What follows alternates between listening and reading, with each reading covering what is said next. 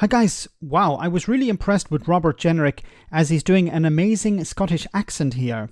No wait, it isn't the former immigration minister with his anti-asylum seeker rhetoric, it's the victor of the Rochdale by-election. So anyone who knows anything about George Galloway will describe him as the Farage of the left. However, I think he has abandoned even the left in this interview he gave a few weeks ago. Here he is using exactly the same talking points Tory ministers and ex-ministers have been using to describe both channel crossings and asylum seekers. Eye-opening stuff. Have a listen.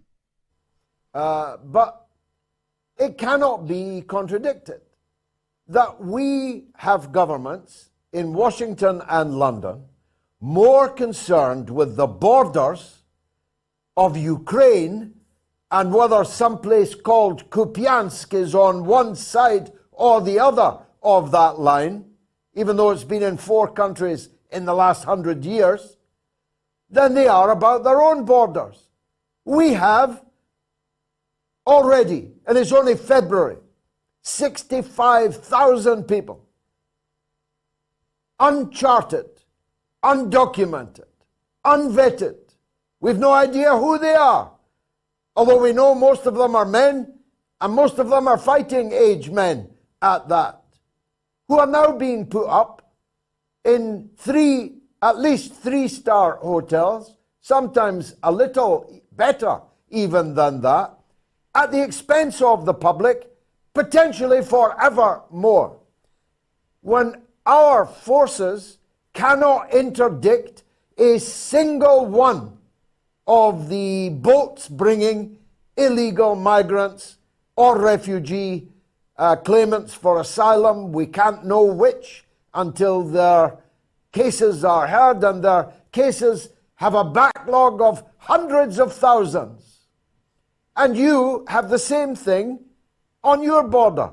How can you have governments that care more about other people's borders than their own borders? Does he sound more like Robert Jenrick or Nigel Farage? So it's interesting that he brings up Ukraine and why people shouldn't really care about what's happening in Ukraine. Why are people concerned about the border in Ukraine? They should be concerned about their own border. Now there have been allegations that he's pro-Putin. They have been leveled at the newly minted MP in the past and recently. So I leave that up to you to decide. Now he's mentioned 65,000 people crossing the channel, 65,000 unvetted crossing the English Channel. Why? Why is he bringing up this number when we know that the vast majority of people who come to Britain to stay don't come via the Channel? He says he has no idea who they are. Does that sound familiar? He says most are, or a lot of them are fighting age men. Again, does that sound familiar? This type of rhetoric we heard before. Once again, is it Robert Jenrick, Suella Braverman or Nigel Farage? Most are being put up in 3-star hotels or higher. Then he criticises why the British government and its forces are not turning these boats back. Once again, this type of rhetoric we've heard before from Farage, we've heard it from Suella Braverman, from Lee Anderson. He uses the term, of course, illegal migrants to describe people crossing the channel when they're asylum seekers. You know, illegal migrants is not an actual term. It's not a legal term, but either he doesn't know this or he's pretending not to know this. And then he feeds into the same concerns in the US, which of course help Donald Trump, not Joe Biden.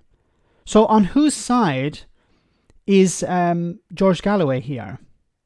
He sounds more and more like a right-wing demagogue. He sounds more like Nigel Farage. If you actually had just the text here and you didn't know who was saying it, you could easily think this was an interview with Robert Jenrick or Nigel Farage or Lee Anderson or Suella Braverman.